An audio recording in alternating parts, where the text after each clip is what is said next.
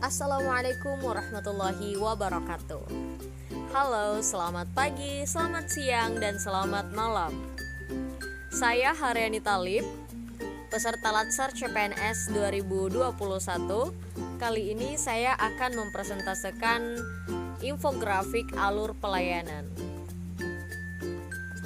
Karena saya berasal dari SMK Negeri 1 Sumerorong, maka pada kesempatan ini saya akan mempresentasikan alur PPDB jalur reguler yang ada di SMK Negeri 1 Sumerorong. Berikut alur pelayanan PPDB di SMK Negeri 1 Sumerorong. Pertama-tama, siswa melakukan pendaftaran secara online di portal pendaftaran SMK Negeri 1 Sumerorong. Setelah melakukan pendaftaran, peserta didik kemudian menyiapkan berkas-berkas yang dipersyaratkan di dalam formulir, kemudian mensubmit berkas-berkas tersebut beserta formulir yang telah diisi. Setelah itu, berkas-berkas yang telah disubmit akan diverifikasi oleh panitia. Selanjutnya, peserta didik akan mengikuti seleksi penerimaan calon peserta didik baru. Kemudian, peserta didik akan menerima pengumuman secara online dan melakukan pendaftaran ulang. Setelah itu, pengenalan lingkungan sekolah akan dilakukan secara online. Untuk dapat menjalankan peran sebagai seorang pelayan publik yang baik, ASN hendaklah memahami prinsip-prinsip dalam pelayanannya. Prinsip pelayanan publik yang baik untuk mewujudkan pelayanan prima adalah yang pertama, partisipatif. Dalam penyelenggaraan pelayanan publik yang dibutuhkan masyarakat, pemerintah perlu melibatkan masyarakat dalam merencanakan, melaksanakan, dan mengevaluasi hasilnya. Yang kedua, transparan. Dalam penyelenggaraan pelayanan publik, pemerintah sebagai penyelenggara pelayanan publik harus menyediakan akses bagi warga negara untuk mengetahui segala hal yang terkait dengan pelayanan publik yang diselenggarakan tersebut, seperti persyaratan, prosedur, biaya, dan sejenisnya. Masyarakat juga harus diberi akses yang sebesar-besarnya untuk mempertanyakan dan menyampaikan pengaduan apabila mereka merasa tidak puas dengan pelayanan publik yang diselenggarakan oleh pemerintah. Yang ketiga, responsif.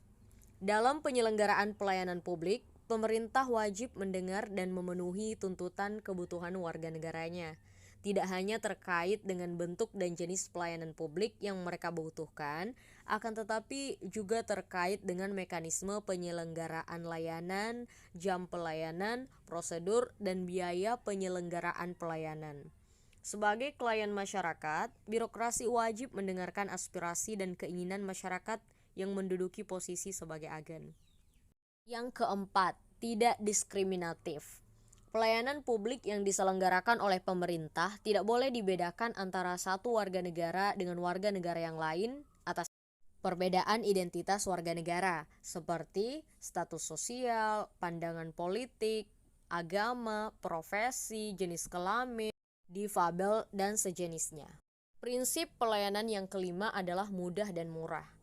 Mudah berarti masyarakat tidak dibebankan dengan persyaratan-persyaratan yang tidak masuk akal. Sebaliknya, persyaratan-persyaratan yang diberikan itu mudah dipenuhi oleh masyarakat. Kemudian murah maksudnya adalah dalam arti biaya, yakni biaya yang harus dibayar oleh masyarakat tidak seharusnya membebani masyarakat. Yang keenam, efektif dan efisien. Penyelenggaraan pelayanan publik harus mampu mewujudkan tujuan-tujuan yang hendak dicapainya. Untuk melaksanakan mandat konstitusi dan mencapai tujuan-tujuan strategis negara dalam jangka panjang, dan cara mewujudkan tujuan tersebut dilakukan dengan prosedur yang sederhana, tenaga kerja yang sedikit, dan biaya yang murah tentunya. Accessible.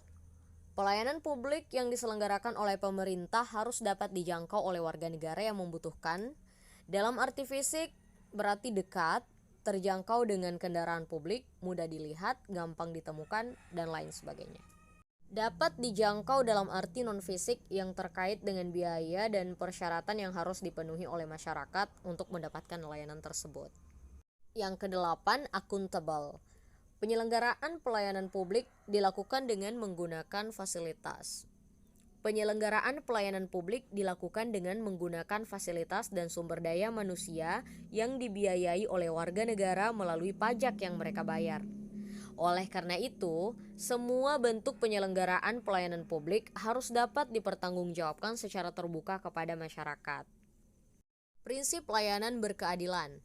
Penyelenggaraan pelayanan publik yang dilakukan oleh pemerintah memiliki berbagai tujuan. Salah satu tujuan yang penting adalah melindungi warga negara dari praktik buruk yang dilakukan oleh warga negara yang lain.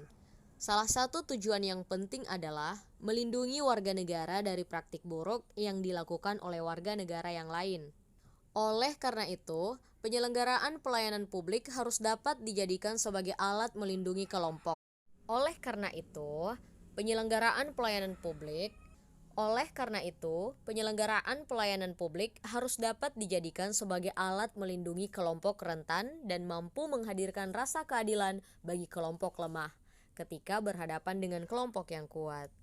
Nah, itulah tadi persentase infografik pelayanan SMK Negeri 1 Sumarorong pada penerimaan siswa baru.